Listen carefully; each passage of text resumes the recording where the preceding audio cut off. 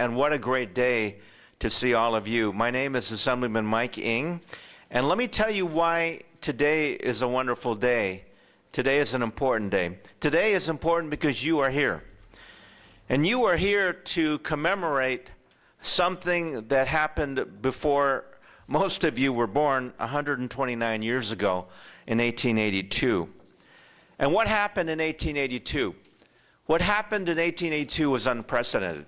For the first time in the history of the United States of America, a government acted under color of authority to ban a specific ethnic group from entering the United States, from leaving the United States, and the repercussions were horrific. My grandfather, who was legally in the United States at the time, was prevented from leaving and to visit his family because he would not be allowed to return. And then 68 years ago in 1943, and I know some of you were here, the Chinese Exclusion Act ended with the so-called Magnuson Act. Fast forward 2 years ago, in 2009, this California legislature, with many of the people that you see up here, passed Assembly Concurrent Resolution 76. And what did they do? What they did was say that this day, the ending of the Chinese Exclusion Act, was going to be commemorated with the beginning of a resolution that would be celebrated every year on December 17th, the day that the Magnuson Act was enacted in 1943. Yeah, very nice. Yes. And so each year on December 17th, it was hereby proclaimed that California will recognize the contribution of immigrants.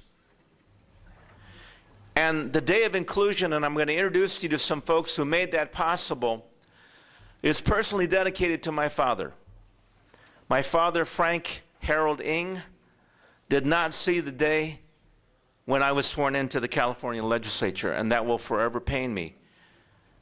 Because even though he lived through horrific jingoism after returning from World War II in full uniform, could not find housing in the Bay Area.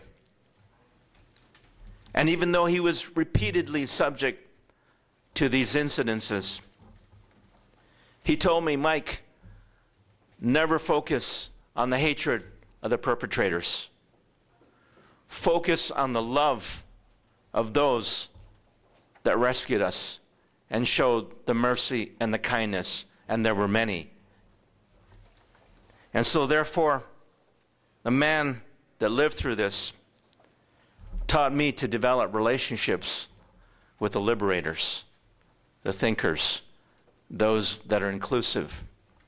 So we are here today on the 3rd anniversary of our resolution to say that even with the worst economic climate, the most difficult international tensions, that we will celebrate warriors for justice, for understanding.